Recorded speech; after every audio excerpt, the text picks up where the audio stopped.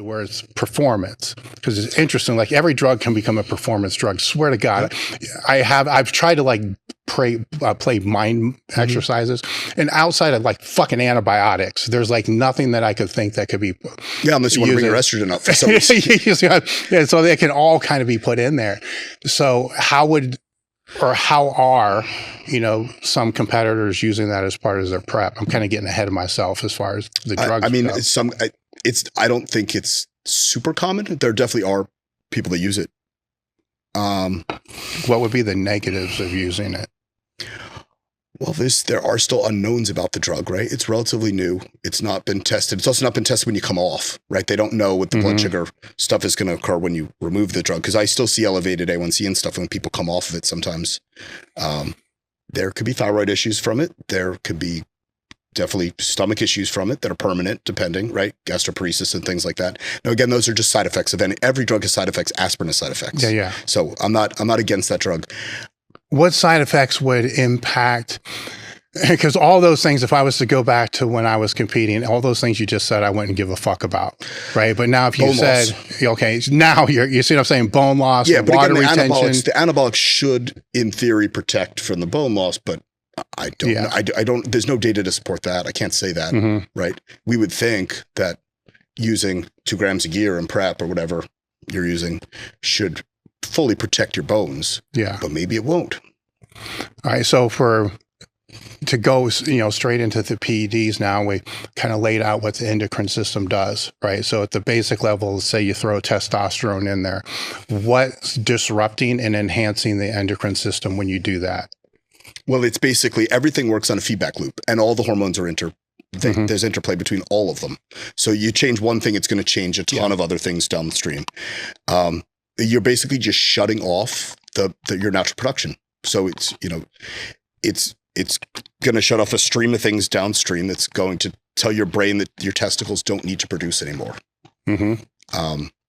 And that generally, depending on what you're doing, right? How harsh, if it's just testosterone and the dose is not crazy, you've not done any permanent damage, most likely, unless there was damage done to the hypothalamus previously. It will come back on.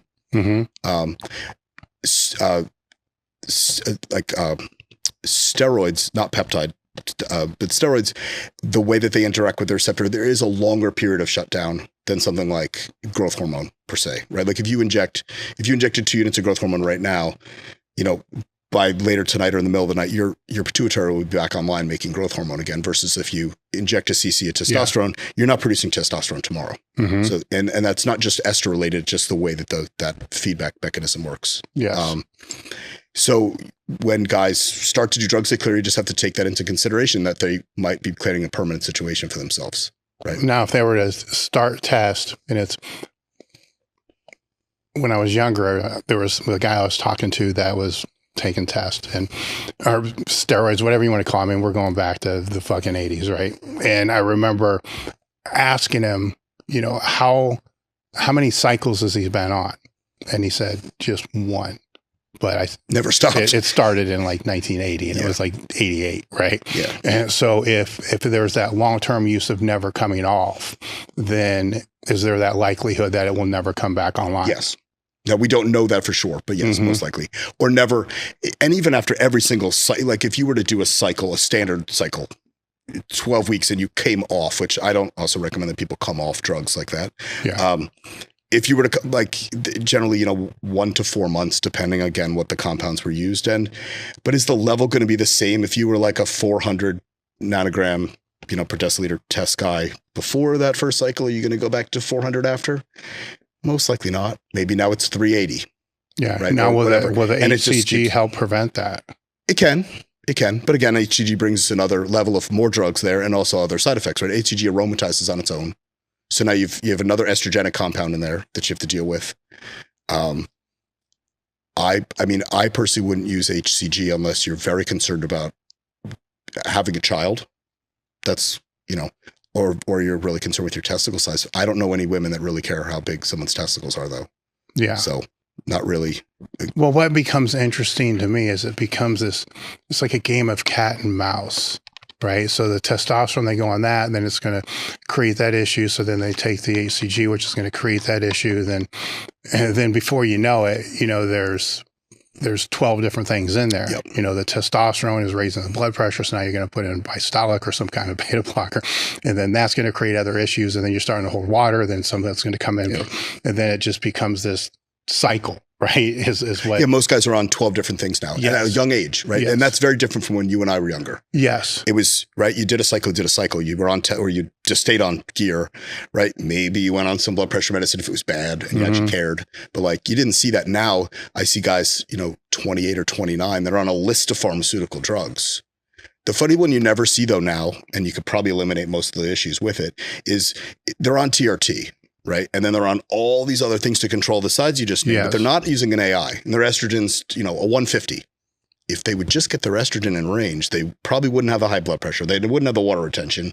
They wouldn't have all those other side effects if they actually just managed the rest of the cycle properly instead of throwing all the garbage at it. Well, that's what I think.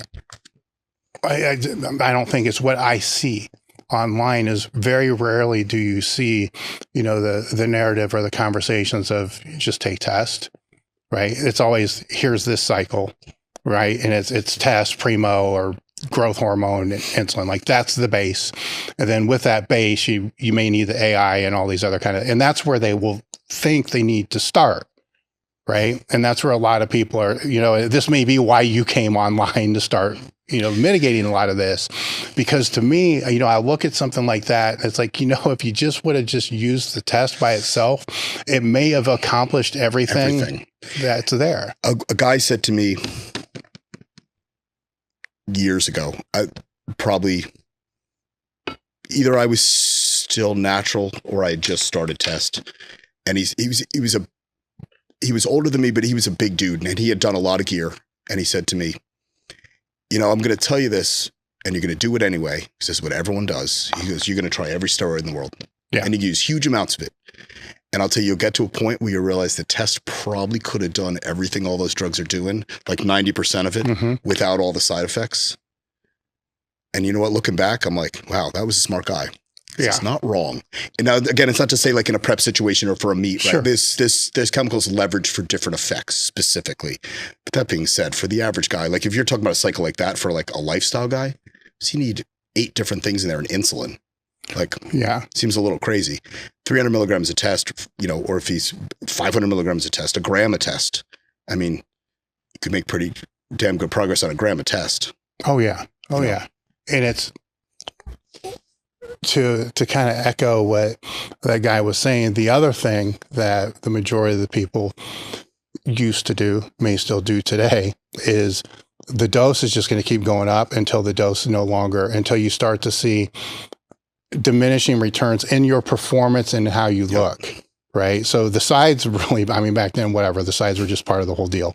Right. So, but now we are better at being able to mitigate the sides, which becomes another interesting conversation to me, because if I could go back and then mitigate the sides, you see, there's no way in hell I would have stayed on the same dose. I certainly wouldn't have lowered the dose. If I could mitigate the sides, I can tell you exactly what I would have done. Double the dose. I would have doubled the dose until there were actually sides, right? Yep. But when those sides started to impact, the training or the recovery, then that was the problem. Like gyno, whatever, hair loss, whatever. All these, like, fuck it, I can live with that shit. But not being able to recover between training sessions, that's a big deal. I have the same haircut as you. So shit like that. That was like, ooh, wait a minute. What if I pull back and then it starts going up again? Then it's like, no, wait a minute. Did I just actually lower my dose and then get stronger? And then over a period of time, it was not just lowering the dose, but integrating other things in with it to make it synergistically work better. And I think that's why we see the cycles that we see that are being, promoted now, right? Because that's something that kind of you end up at, but I don't believe you should start at. No, I'm with you. Definitely shouldn't start there. That conversation's not really happening. No, I have it with my clients. Yeah. This is, I have multiple guys that same thing. These very low TRT doses, and they want to add something. You're not even on a cycle. Why would you add things? 140 milligrams of testosterone is not a steroid cycle, right? So why are we adding things? Play with the test first. Play with your food first. Why don't we fix the other things first before you just leverage drugs, right? That's the other thing, especially for physique looking stuff. or physique based stuff, you got to fix the food. All the gear in the world is not going to solve the problem. Yeah. I mean, you can do a lot that might help around that, but like you got to fix that stuff. And your health is going to go down the toilet too if if your food isn't correct and you're using a lot of drugs. But I agree that the initial stuff it's tricky though, right? Because if you're young enough, you can get away with a lot. If you're in your 20s and you're just eating a lot of shit, more than likely you're going to probably cover your protein requirements and you're going to kind of get away with a lot. Yeah, and you can tolerate, 1,000 grams of carbs and 100 grams of fat. But even that, you're going to run into a wall, where the advice I've always kind of put out there is if you start too soon and you haven't taken the time to, I don't want to say master, but at least figure out the diet, figure out the training, figure out the recovery, and then you start too soon, those bases haven't been covered, then your only answer when things start is more gear, and then more gear, then more gear. Then it's going to come a certain point if you're in there long enough to where you realize the more gear doesn't work, and I should probably focus on like how am I training now, 20 years into it. 20 years into it. So eventually you're still going to have to figure it out. But sometimes it's too late. Like at our age, you're going to go figure out how to squat now. Yes, it is. It is too late. Well, I think that is something that Derek said, I thought that was really wise. I think he talked about when it was appropriate time to start a cycle. And I'm in full agreement. I don't think it's about the age as far as maturity or brain development or whatever. I mean, it's not wise to probably do steroids when you're 16, but whatever. Yeah. I'm not there. That's not my son. So it's not my problem.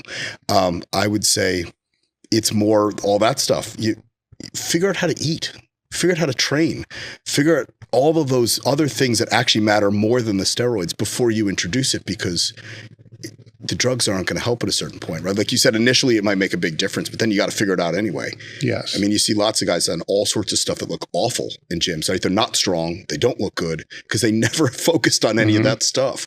Well, I was 39 until I started. I trained for almost 40 years natural, and I learned my body. I didn't start until my body went the other direction.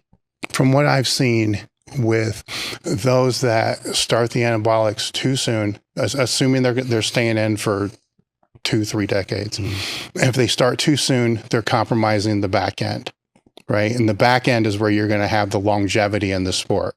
The back end is where you might get that pro card, or if you have the pro card, where you might actually win pro shows. That all happens, a decade in, for most people. On the strength side, that's when, the greatest strength, when you're going to have the opportunity to compete at the greatest levels and be able to be healthy. When you flip it and the people that waited longer, they're able to optimize that back end, because that back end, now you're in your 30s. Like I said, I'm almost 50 and I'm still getting, to some degree, I'm still getting stronger. I'm still getting bigger. So because I waited, right, I know what my body can do.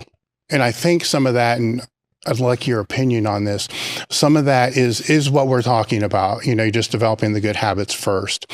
Some of it, I think, is because you've been on gear for 25 years. There's going to be long-term impacts of being on for 20, 30 years, especially if you're actually blasting gear for that long. Would you say that that's the same? Yes. And I think, so one of the things that we're learning now is, so like blasting and cruising. And by cruise, I mean a real cruise. A lot of people aren't really cruising, right? Or a cruise for them is 1 gram or 2 grams of gear. That's not a real cruise. What occurs in simple terms, if you're not going back to like a TRT, like ideally you run a cycle. I don't know if it ever needs to be a predetermined length. I don't know where that even came from. I would feel like if you plan a cycle basically based on a performance metric like you would be looking at, or a physique, as long as it's a reasonable goal, right? You're not going to add 100 pounds to your squat at a certain point. You're not going to add 50 pounds of muscle in a cycle, but like it's a reasonable goal. You run it until you accomplish that goal, right? And then you should back off to something like TRT. Because what happens is during that elevated androgen level, all the stem cells in your body are getting pulled into muscle tissue to help them grow. It's not going to your organs. So your liver, your kidneys, your lungs, your heart are not getting the support from your body that they need, because you've given your body this very strong signal that it needs to go to muscle. So if you were to stay on a huge amount of androgens for never mind years, decades, that's when you see organ damage, things start to grow, So it's probably a wise idea for most guys to come back. And the other thing is, like you said, if you run a sort of gram a test all the time, it becomes homeostasis. Your body's like, this gram is now normal, right? You're not going to get anything out of it at a certain point. So it's, what do? You got to go up, but you can only go up to a certain point before things fail. Yeah. So it's like, if you can reset, I used to reset loosely because we're not actually resetting. Yeah. If you can bring the level down and, and cruise for a period of time and then hit even the 1,000 again, you'll probably get new progress out of that same dose again because it's a new stimulus. So if you bring that level down, I mean, how far does that need to go down? Granted, there's blood work metrics, so I'll let you kind of go into that, but how far does that need to come down? Because you would think that the most optimal would be to be off.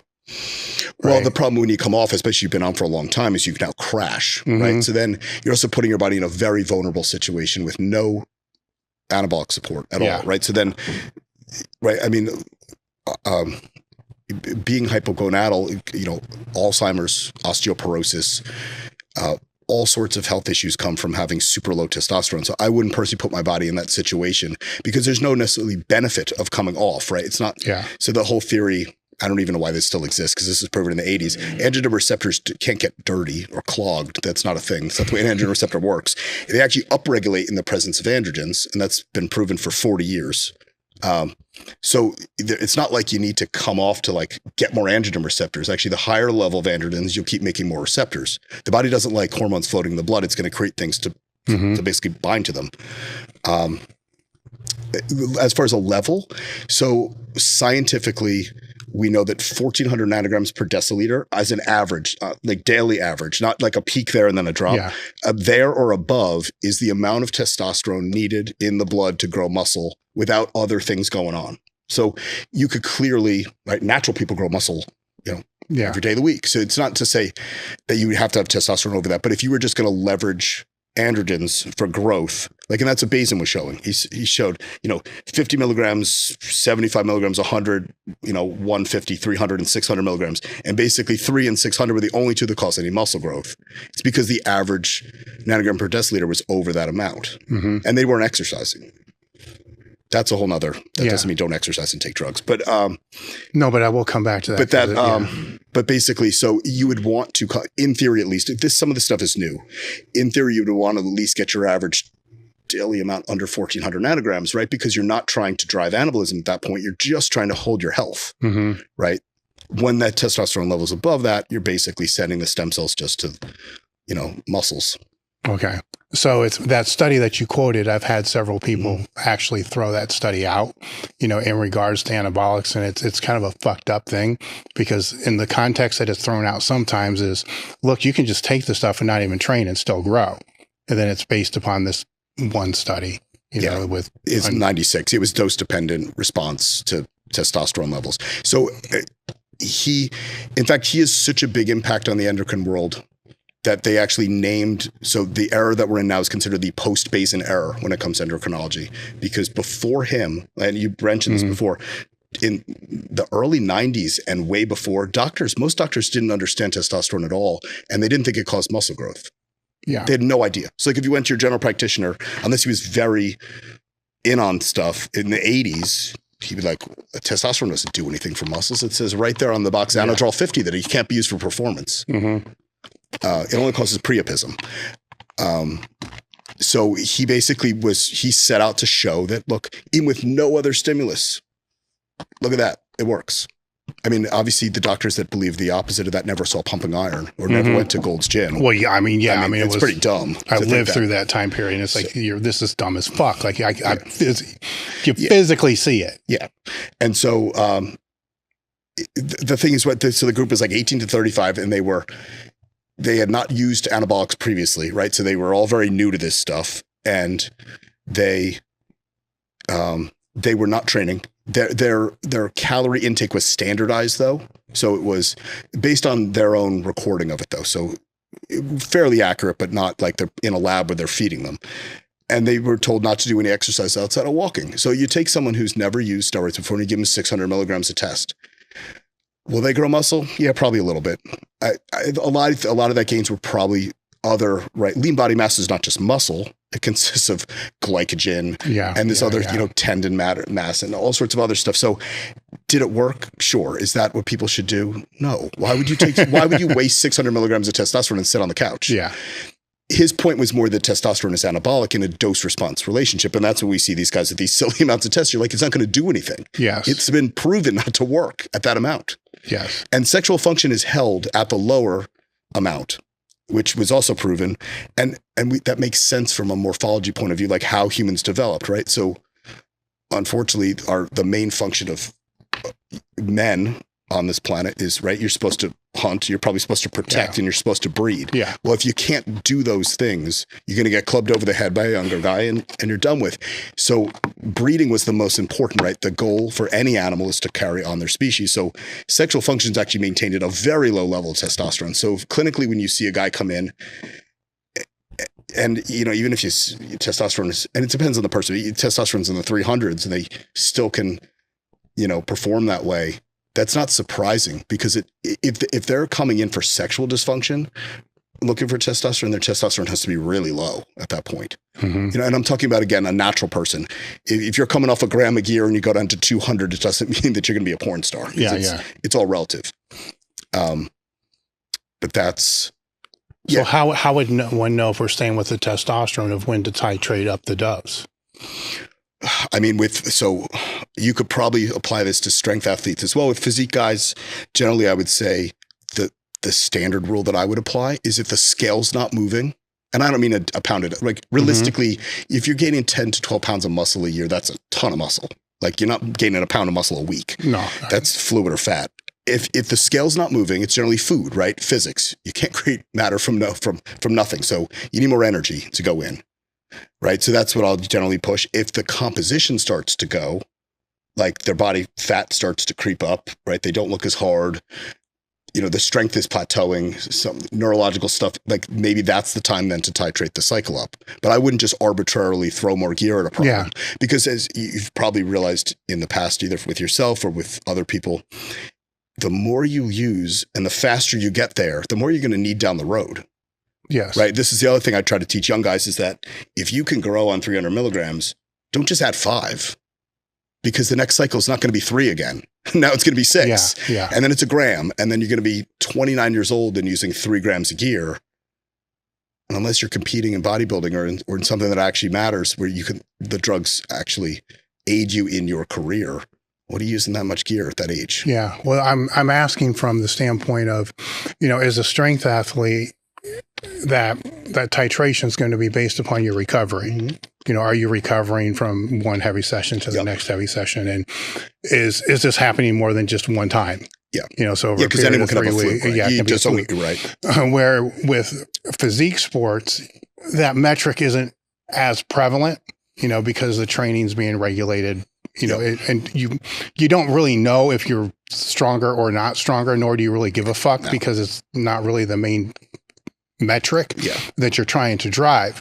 So if that's where that question kind of comes from, because if there is that metric to be able to drive, then it's just going to be randomized. There's just at this point, and we have seen the stupid recommendations like that at 12 weeks out, you start here, then 8 weeks and 6 weeks and 4 weeks. And like, where the fuck does that come from? Like where, know. As a strength athlete, as long as you're recovering and you're making progress, you're cool. Yeah. Just sit back because you will need it. It will need to go up at some point. Yeah. But you don't necessarily need to just force it up. No. Same with a physique athlete. You don't just force it up for no reason. Well, if you pull it up too soon, then you're going to have problems at the end if it's peaking. Or you look worse. Sometimes guys look worse than they use too many drugs. I mean, I would say from a recovery point of view, like for a strength athlete, then maybe it's other compounds with it that actually aid in better nitrogen retention rate. Maybe it's an Androgen, maybe it's, Anadrol, maybe it's something else that helps, technically any of them, but Trenbolone, any of them, depending on what your goal is or what you tolerate or what your preference is. But like,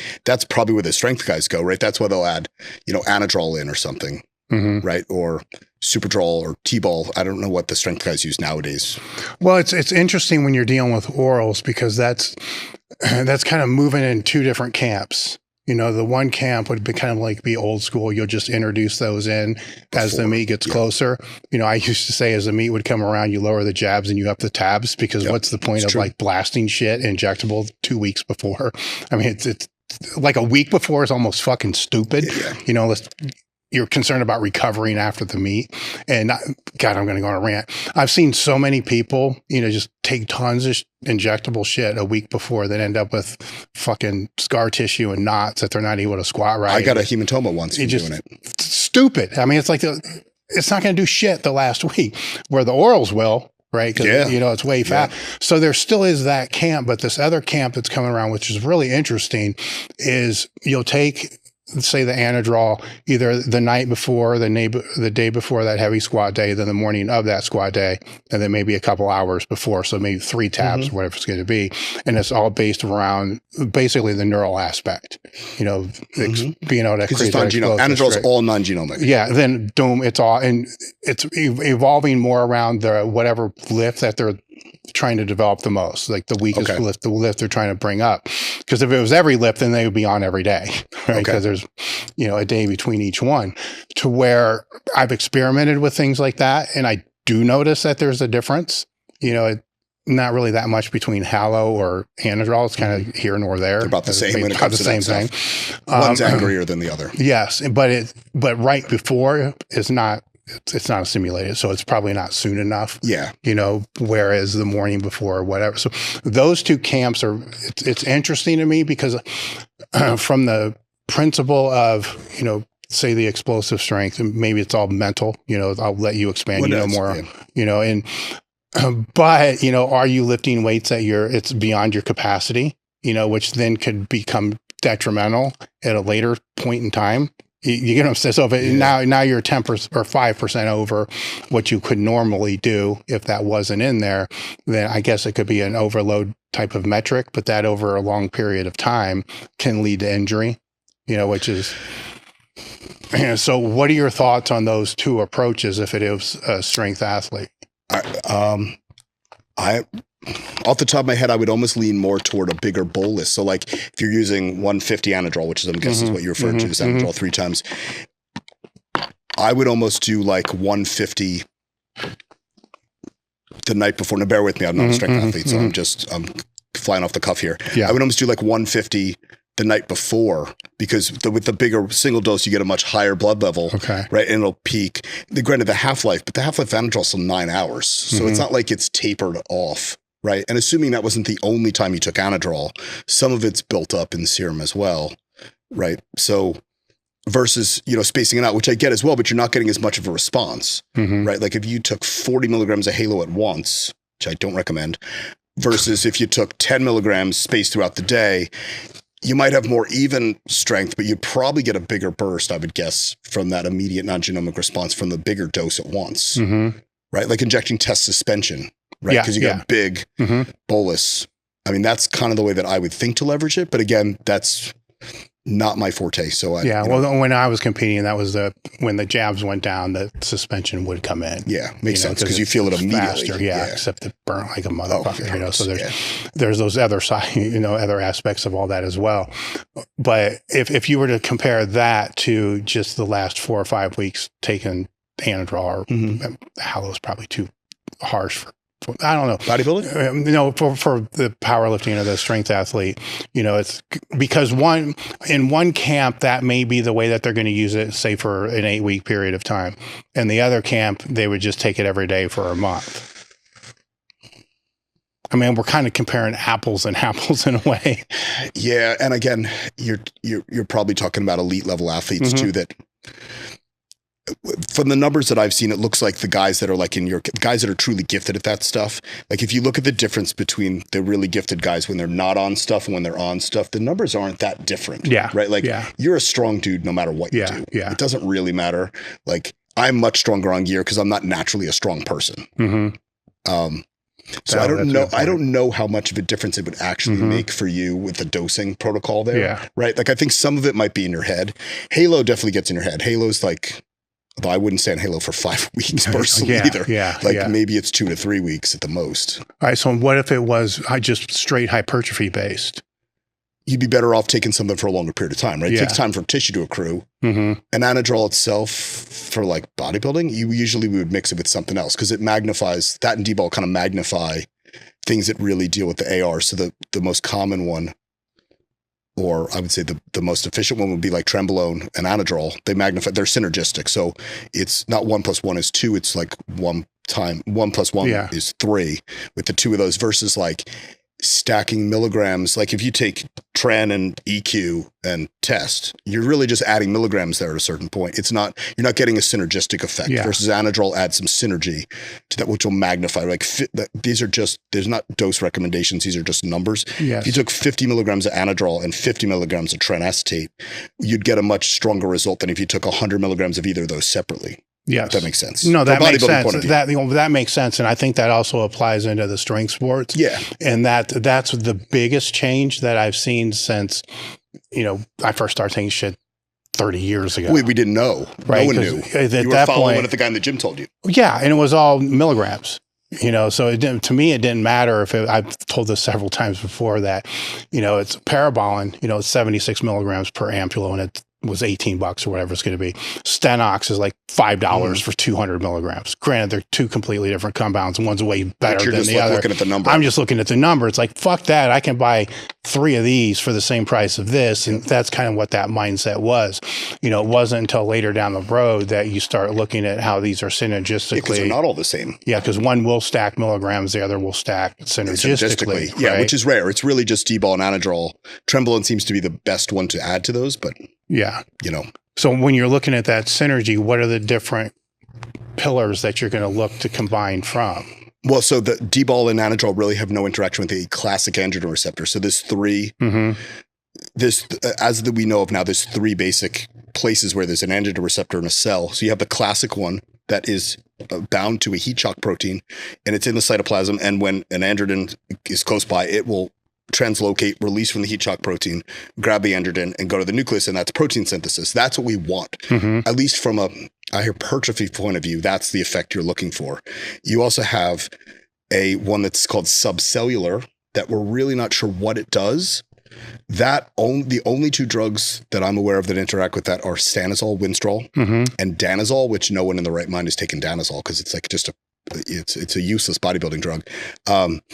But we don't know exactly what that's doing. It doesn't seem to go in the nucleus. It doesn't seem to go to the cell surface.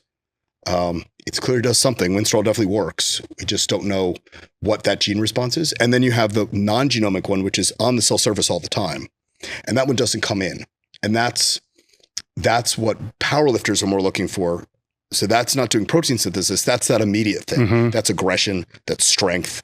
And there is strength, obviously, from the classic one as well, because the more muscle you have, in theory, at least, you're going to get stronger, right? You're stronger 300 pounds than you are at 250. Yeah, I would agree with that 100%. I think where the variance comes is how much glycogen is that muscle holding. Yeah, exactly. Right. So that would be the difference. When pronation angle and all those other things that play. Like, you're strong because your body was designed with certain leverages that I might not have, right?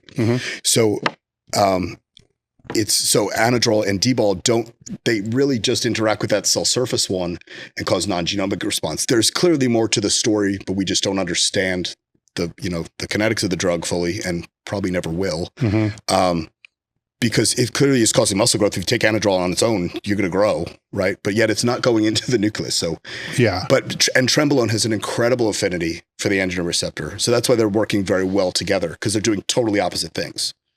Versus like testosterone, it's 31% binding affinity to the androgen receptor. So yeah, it's binding to the androgen receptor, but not that firmly. Lots of things can push it out of the way. EQ is 47, I think. So EQ will push test out of the way. Tren will definitely push test out of the way. So to me, it's leveraging, it's figuring out what compound is going to have the most affinity for the AR and what ones don't. And it's just those So when you say push it out of the way, does that mean that it's essentially useless to combine those two?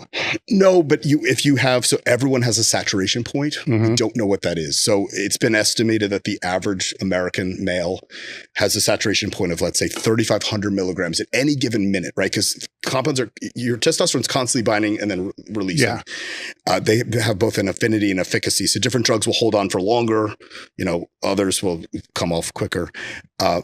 If you're near your saturation point, which goes up again with the androgen receptor. So as you do more drugs and lift more weight, lifting weights also increases androgen receptor density. If you lift a ton of weights and you take a ton of drugs, you can have a lot more androgen receptors. Ronnie Coleman can clearly tolerate more steroids than some natural kid in high school. Yeah. And he was probably born with a higher density anyway, and he's just magnified that over time. If you're near your saturation point, like if you've been using gear for a long time and you took, 300 milligrams of test and 200 milligrams of EQ, no, it's not going to be an issue because you're not anywhere near saturation. Mm-hmm. But if you were to take 3 grams of test and 3 grams of EQ and you were fully saturated at 5,000 and now you're at 6,000, well, the problem is EQ will bind and stay there longer, right? Tests can't really go there. So now tests will only go to the cell surface receptor and cause side effects.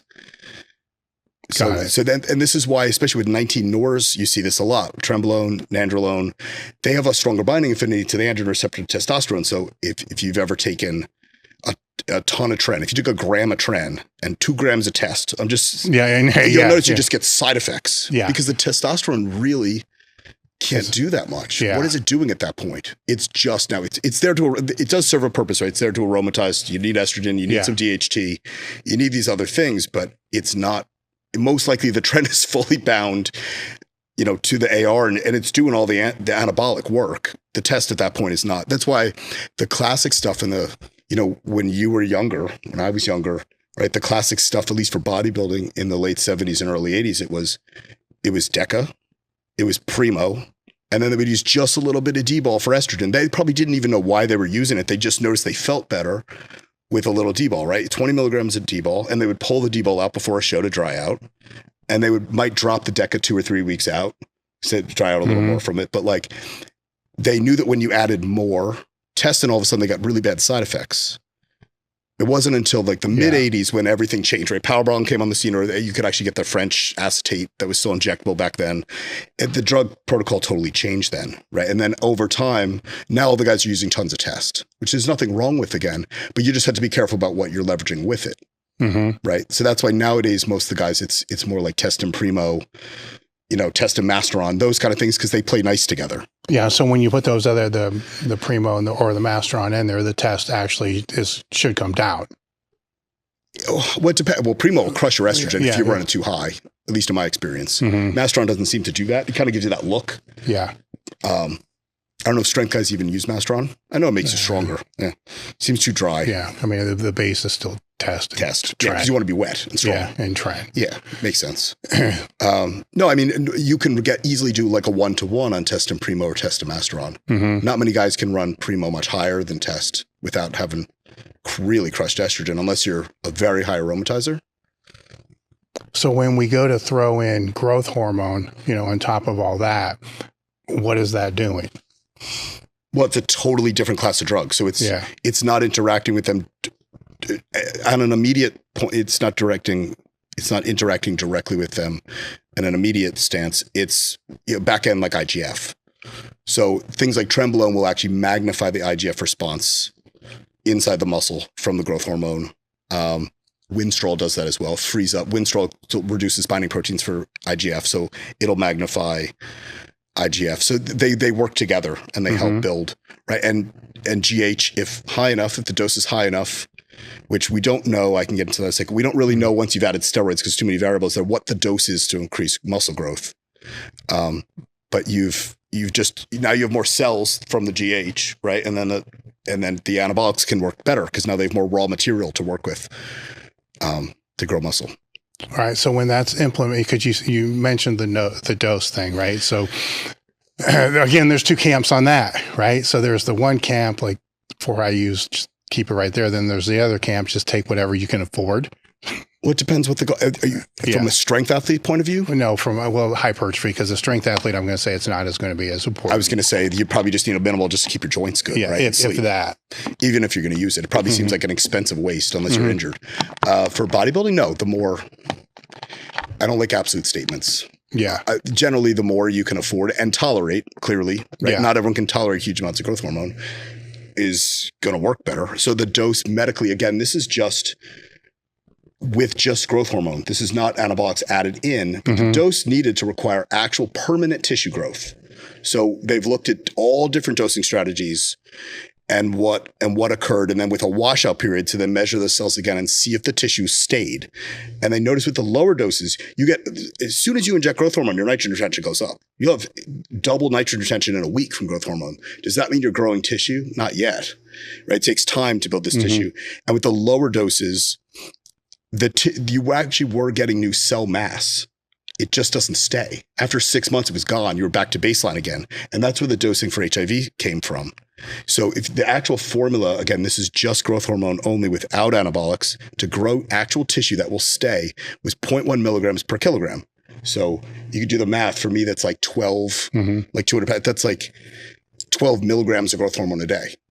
That's 2 bottles of Serostim a day. Yeah. Now, the reason why HIV gets 6 is because if you actually look at the charts, most people, unfortunately, with HIV weigh about 140 pounds. There's also, just like anabolics, there's a dose response curve, right? So like with Anadrol is a perfect example. A lot of steroids like testosterone continue to produce more results the more you take, right? Up to a point, it kind of tuckers out a little bit probably. But like Anadrol has a pretty sharp cutoff. A lot of people ignore that and they just continue to swallow as many Anadrol as they can. But like after about 150, it really seems to just kind of be a side effect thing and a liver issue and all sorts of other things. You know, I'm sure there's been tons of great bodybuilders, especially in the 90s, that built massive physiques eating 300 milligrams of Anadrol, but I don't know what it's really doing at that point. Again, the data is not looking at guys that are that big, but it does seem, but my point with growth is there probably is a dose response curve there as well. So it's possible that over 6 milligrams, you're not getting linear growth. But my point is, for growth from growth hormone, you need a bigger dose. Now, with the different times that you can take that, because that becomes another talking point. You know, it's pre-workout, post-workout, morning when you get up, pre-cardio, or before bed, right? So medically, it's only used at night. Most of the work that GH is doing is through IGF, right? So there's a sharp cutoff. And this is where the multi-dosing thing came from. There's a sharp cutoff with GH at like average person, we don't know in athletes, 1.7 milligrams is basically where, 1.7 units, basically, so way less than a milligram, is basically where GH cuts out its effects, and the rest, anything on top of that, is just from IGF. But there's a couple issues. When you inject growth hormone, it takes like 4 to 5 hours to reach peak in serum. So if you're injecting it in the morning, looking to do fasted cardio, unless you're waiting 5 hours to do cardio, it's not there. If you do it at night before you go to bed, it is there. So I would say if your concern is for fat loss in the morning, doing it at night makes a whole lot more sense than doing it during the day. The other thing is growth hormone is pulsatile. Your body's designed like that. And I understand what people are trying to mimic that by pulsing it throughout the day. The problem is you have lag time and you're keeping it elevated too high. You don't necessarily want your growth hormone super elevated all day long. That's not the way the body works. You can become diabetic by doing that because your body can't use glucose efficiently when you do that. So one of the many reasons why in children, AIDS, all the diseases that it's used for, it's given at night before bed, is you have a higher natural insulin response for like once you fall asleep. So it's kind of clearing out some of that extra glucose that's floating around. You're not lethargic. I don't know if you've ever taken a big amount of growth hormone, you can't stay awake. So it actually helps you sleep. And you're also only getting one gigantic pulse. By the next day, by 3 p.m., your pituitary's back online, producing its small little burst of growth hormone, and your body's totally fine, right? Because there are times that growth hormone will come out naturally, and there's times that they won't, right? Like as soon as you've eaten, growth hormone's not supposed to be elevated. That's the opposite, right? Your body only releases growth hormone in times of stress or lack of food. It's not supposed to be super high. And that's, again, I won't do a whole video on that. On Negla, that long-acting stuff, I told a bunch of guys that that's total junk for bodybuilding. I don't know why anyone in the right mind would use that. So first of all, it does the same thing. Why would you want a long, steady hold on growth hormone for a week? Like it mimics placental growth hormone secretion. So it says specifically on the box for children under 12. It was never designed for adults. It's not somatropin either. It's somatrogen. It's a different chemical. It has 38 amino acids from HCG attached to it to prolong the life. But the problem is once you've changed even one amino acid, it's a totally different chemical. And what in utero, you don't want the baby exposed to tons of IGF-1 because you'll get all sorts of other growth that you're not looking for. You're looking for long bone growth from that. And that's what IGF-2 does. And that's all that the somatrogon is going to cause production of is IGF-2. So bodybuilders, of course, like you said before, will abuse anything they think will help them. So they're buying this stuff that's falling off a truck and using it, and it's not going to do anything. What would be the benefit of taking growth hormone pre-training? Because when it rises, not necessarily, it's rising after anyway. Which again, after you, so if you just squat, right, your growth hormone level goes up after. You might be, depending on how long you're lifting or when you took it, you might be getting some rise. It doesn't mean you can't split up your dose. I'm just saying, if I had to pick one time to use it, it would be at night before bed. Okay. And I would say the dose, if you're looking for hypertrophy, it seems that like, so the 5 IUs, again, medically you measure growth hormone in milligrams. No one talks about it in units because that's for insulin. Only athletes talk about it in units. So 3 IUs should equal 1 milligram. That's pretty standard if you're diluting it correctly. It's that kind of mimics what you were when you were a teenager. So you're not going to get like phenomenal look from that. It seems when you get above 3 milligrams, which is like 9 units, and so on, is where, I don't know what your experience is, but I noticed a much bigger difference when I went somewhere between 9 and 18 units, 3 and 6 milligrams is like kind of where the growth is. And it's very fast. And it does seem permanent. You don't hold the bubbly size from it when you lower it because that's just fluid, but you definitely, the growth from it stays. Yeah. The issue I always had when it would go up there is my hands being numb. Right. So, and there was nothing I could do to really be able to counter potassium. That. Yeah. So a lot of that is sodium retention at the kidneys. Right. And then to magnify that response, every athlete now wants to drink salt water for some reason. So you're now creating this like hyper sodium situation in the body, and your kidneys are not excreting it at a faster rate with the growth hormone. So and that sodium will cause, it's like if you ate Chinese food and you haven't eaten in a while. That's what the growth hormone is doing. It's sodium. So it's compressing the medial nerve here. A lot of times if you just increase your potassium intake, it'll get rid of most of that. That would have been nice to know. So the ratio is, they even think our ancestors was a 16-to-1 potassium to sodium ratio. Really? Where were they getting sodium from? The blood in animals is basically where you're getting from. So this whole new kick on bringing your sodium way high, I'm not anti, you need sodium to live. Clearly. But that being said, what is the point of bringing your sodium super high? Sodium's not going into the cell, it's coming out of the cell. Potassium goes in. Yeah. I need to use the restroom real quick, but when I come back, I want to get into insulin. Sure. And then how that kind of came through. I'll go after you. I'm Craig from Rigby, Idaho. Been following elitefts for at very least 6-7 years. This event, I PR'd my bench by 100 pounds. I actually got to try gear for the very first time ever. I got over 150, almost 150 pound carryover with gear for the very first time. It was just amazing. You're never gonna get that experience anywhere else. I mean, nobody has a whole rack full of extra gear to be able to try. It's just unbelievable. I joined the Discord server just because of all the information that's out there. All the different form checks, all the ebooks, there's even giveaways on it. They give away different blemish bars and the knowledge. I mean, I'm never around anybody that really likes to talk training for hours and hours and hours on end. This event is absolutely chock full of people that want to do nothing but talk training. It is the most amazing event I've ever been to. Okay. So we're going to get into insulin. Now this is a fun one, right? Because this is how this was all presented to me years ago, is insulin is the most anabolic drug. So you need to be taking that. But the problem with insulin is it's going to make you fat. So if insulin's going to make you fat, then you have to have thyroid to be able to take, with that to combat that making you fat. But the thyroid is going to tank your growth hormone. So you got to have the growth hormone in there to be able to combat that aspect. And then the growth hormone is going to have its impact on testosterone. So you need to, basically one thing was to counter the other thing, but the main wheel and the whole hub was the insulin, and the insulin had to be able to drive that. But then the growth hormone will tank insulin. So the insulin, it just keeps kind of going around. So you need more of everything. So you need more of everything, but from a broad view looking into that, there's a lot of synergy that's happening amongst all those. So with the advent, and I don't know how long insulin's been used as a PED, right? So in 1980, I think. So wow. Well, so Tom Bellcamp. Yeah. So he was type 1 diabetic. Okay. And he noticed that when he took more insulin post-workout that he got bigger. He was like, wow. Now, I don't think it got popular at that point. It was still very hard to find, right? It wasn't like as readily available as it is now. Milos basically, spread this.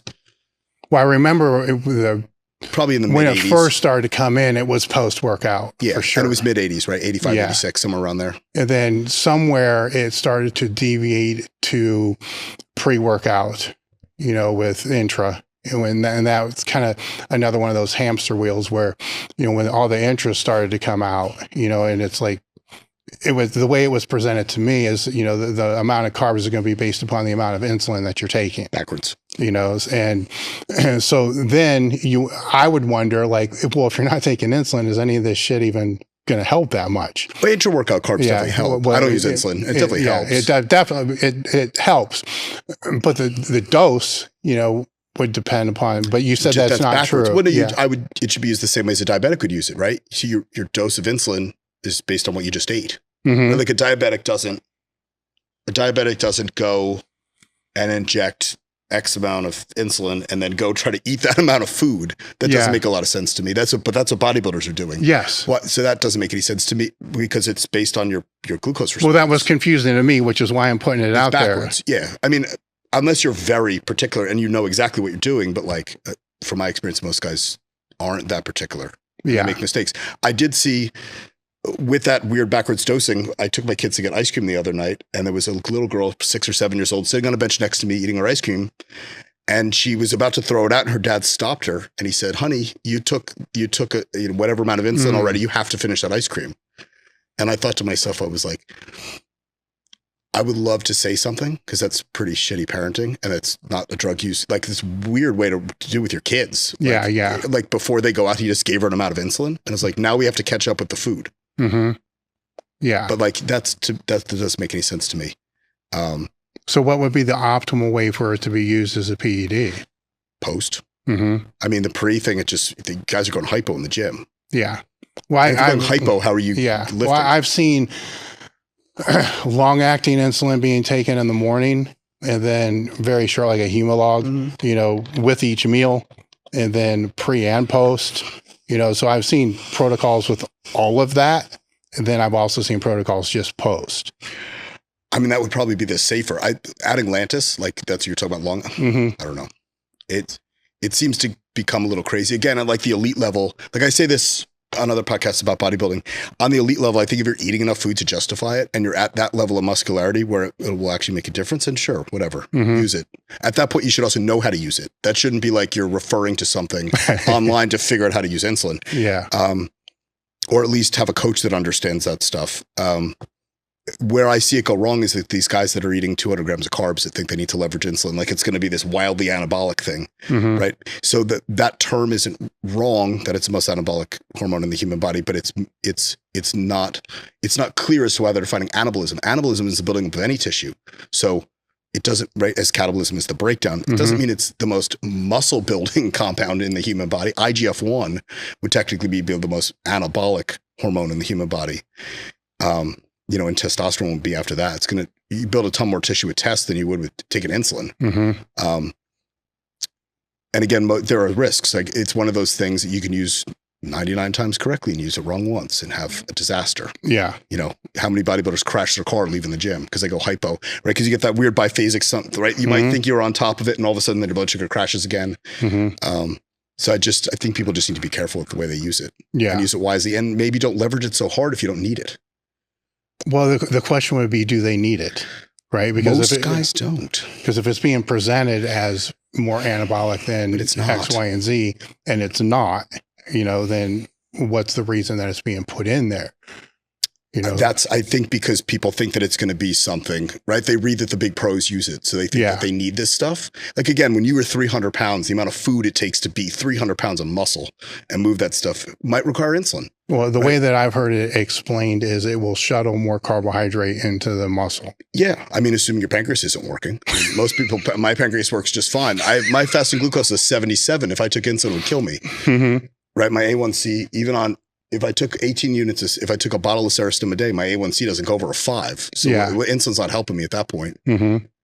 So I think it's more about knowing your body too. Like if your A1C is creeping up and you feel like the amount of food it takes to get to that next level requires more assistance, and that's the time to leverage a hormone like insulin, not just like prophylactically because you heard it was cool. Yeah, well, that's how it. That seems so silly to me. Yes, you know, and again, it goes back to like learn the like cycle design and the progression of a cycle, right? You know, I also notice that most of my guys I might have 2 pros that probably need to stay on insulin all the way into a show.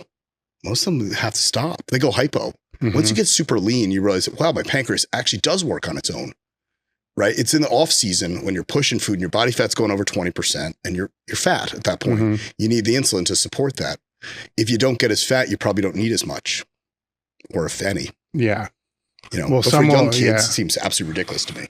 Well, some will attribute, the change in physique from, say, Dorian's age, like the mass monsters, is attributed to insulin.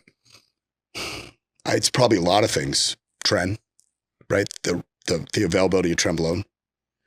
The switch away probably from, right? A lot of the guys like the Bob Parises, the Frank Zanes that actually were concerned with their health, and by chance they're all still alive today. The switch away from what they were doing, like we talked about it before, like the nandrolone, Primabol, and they were leveraging like human grade safe, relatively safe, right? Every drug can be risky, compounds, and they were using relatively smaller amounts. There were guys like Mike Mentor who would just eat whatever he could. Like, he did not care, but he's also not alive anymore. To switch to like the different drugs that were available, right? Growth hormone, genotropin was 1985. It became available. Now, again, it was very expensive and probably not that easy to come by, but these guys, the top guys, had guys that would get them for them, right? That's what you saw basically was the Dorian posts a picture he put on Instagram the other day where you can see the difference between whatever the year was. It was like 92 and 93. There's like a massive difference in his size. And he even equates that to himself to growth hormone. So, I mean, in my experience, growth hormone makes a massive difference in someone's physique size. Yeah. Where I think insulin will help you get more nutrients in, but calories are not the limiting factor in muscle growth. So like at a certain point, I'm not sure how much that matters. That makes sense. Mechanical tension is what drives growth. There is an energy requirement to grow muscle. That being said, that energy requirement is lower than most people think it is. Right? It's generally not thousands of extra calories a day. I've explained this as well. I'm only repeating stuff because I probably different audience. So you see, like I have a very fast metabolism. I can easily eat 6,000 calories a day. It's not like I'm in a calorie excess. That's what I burn. So like if I need to grow, I need to eat 6,200, 6,300. It's not, so you take a guy that burns 2,000 calories a day, does not need to eat 6,000 calories a day to grow muscle. Right? I think that's where people go haywire with the food leveraging, right? It doesn't, like if you wanted to grow, you could probably add, a couple 100 grams of carbs extra to your day and you'd put on muscle just fine. You don't need to double your food intake. Well, the insulin thing has always been interesting to me as being responsible for that change in physiques because it's always been very easy to get. Like if you need, even in the mid 80s, was it? Yeah. I mean, if you walk into a pharmacy and you basically say, I'm going hypo right now and they don't give you human R, right? Then they're liable. You're going to fucking die. Okay. Right. So it was always kind of easy to buy without a prescription. In New Jersey, it's prescription only. Yeah. Well, it may be that way now. Now, once you get out of Humulin R, I mean, you're not going to get Humalog. You're not going to get, this other stuff, but that was never a problem. You could just go buy it. So it was more, but around that same time, growth hormone became more affordable and more accessible. Right. So it's safer. Before that time, it was dangerous. Oh, yeah. Yes. Because human cadaver growth. I mean, first off, you probably weren't getting it, so it's that. Criskerman. I mean, they claimed Casey Viator and Mike Mentor tried it, but like, who even knows if that's the truth? But that's the one thing that's always kind of like, well, wait a minute, I think it's something else, other it could just be a combination of all of them. Yes. And also I think the aesthetic changed as well. Just in the competitors decided that they were sick of that Greek statue thing and they just wanted to be freaks. Yes. Like Dorian, I mean, he was one of the first massive guys, and he said before, I had a pretty physique when I was younger. Now I want the judges to say, what the fuck, when they see me on stage. And it was rewarded. And that's it. And so they got rewarded for being bigger. So they got bigger. They took whatever it took. The doses of everything went up, right? You went from, Bob, again, I don't know actually what he took, but let's say he was taking a gram a year to now the guy's taking a gram a day or whatever, ridiculous amount that some of these guys use. With all these compounds, if we're looking at, its impact of the heart over a period of time, right? Because it's when we're looking at the heart and basically bodybuilders dropping over dead, I'm still under the thought that most of those that are dropping dead acutely is diuretic related, right? So let's take those aside, right? There's other ones that are just dropping dead, you know, potentially because of long-term use in the hypertrophy of the heart, more or less, over that period of time. How does that play into all this?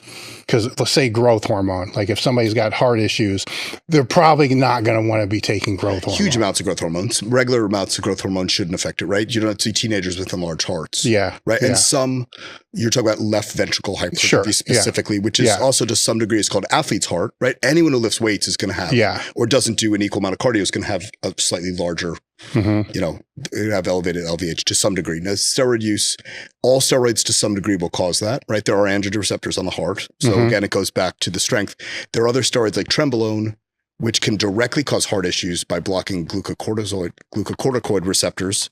And that basically causes cardiac issues downstream from doing that. So that's actually seems to be really the only valid side effect, like actual harmful side effect from trenbolone directly. The kidney stuff and all that stuff, a lot of that was based on case studies and not actually real data, you know, on organ function. But heart-wise, that one's not good for your heart. So if guys are using, I mean, no joke, guys are using as much as 250 milligrams of tren a day now. So if you're using grams and grams and grams of this stuff, what do you expect your heart to look like? Yeah. Right? And then on top of it, then you're using a bottle a day of growth hormone. You're magnifying all those effects by throwing those things in. We don't see those organ growth, right? You don't see guys with bubble guts with HIV. They're on a bottle a day of Serostim. So it's not the one drug that causes the issue. It's multifactorial. And then piling tons of food in on top of it stretches things out and just, you know, also just being too heavy, right? Your body doesn't care if it's muscle or fat. Every increment of weight you go up stresses your heart more. It takes a ton more stroke volume to push blood when you were 300 pounds versus now. Yeah. Right? Like if you actually measured your heart function, it was worse when you were heavier. It didn't matter if it was pure muscle. It still has to move the blood. So I think just being super heavy, eating a ton of food, using a ton of drugs on top of it and magnifying the effect is going to go. And then, and then you add something like diuretic on top of it. Right? Yeah. I mean, what do you expect to happen? Yeah. So what would be the mitigation measures for that? Most guys should be doing some level of cardio. Like if that's your goals to be, right? I think something I started doing it more in recent years is I do cardio every day, even in a hotel. First thing I do when I get to a hotel, I figure out where I can eat and there's a treadmill. I think just general taking care of your health. I think not getting too out of shape. I mean, I get it. Like if you're a pro bodybuilder and you're an open, you're going to be a big dude. You can't stop that. That's not going to stop. That's only going to get bigger. So I can't say don't get big, but maybe just keep the body composition a little bit better. Everything seems to function. Like if you look at labs, guys seem to generally be healthier the leaner they are. Right? Like I see that during prep, you guys switch to harsher compounds and you would expect the metrics on their blood work to go down or, you know, or worse. And you generally see the opposite. Really? Right. In the off season, when guys are heavier, and even if they're just using Testosterone Primo or, you know, Deca or whatever, you'd be like, they should be relatively healthy. And with 20% body fat there, everything's skewed. Right? Their cholesterol's off, the triglycerides are off, the blood pressure is too high. So I think just probably managing your general health would be the first thing. And then perhaps don't leveraging those compounds in the off season, like trenbolone, that are going to magnify that thing. Or maybe if you're going to use huge amounts of growth hormone, maybe it's not all the time, right? Maybe it's similar to gear. Maybe it's more of a blast and cruise. Maybe it's 2 to 3 units for a period of time, and then maybe it's 10 or whatever amount you're using. So if they're blasting and then they go into the cruise phase on their labs, what should they see normalize? Well, you usually see, I mean, in other words, what metrics should they actually be watching? The most obvious ones are going to be like the cholesterol, the lipid markers should start to come down, right? Those are really the ones you're going to see. ALT and AST are always going to be elevated in bodybuilders or strength athletes from that stuff in the gym.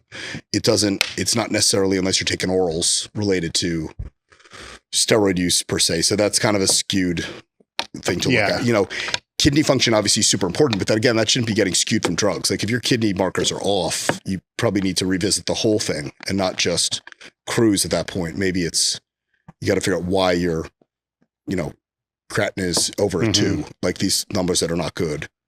I I mean, I just don't only look at the whole package, what is actually going on in their body. What about the hemoglobin? Yeah, I mean, that, platelet count's equally as important. I think a lot of doctors get really reactive with hemoglobin and hematocrit, but like if the platelet count's not high, it's not like a stroke is imminent, at that point. Mm-hmm. It's when the platelet count is high as well, then the blood clearly is very sticky.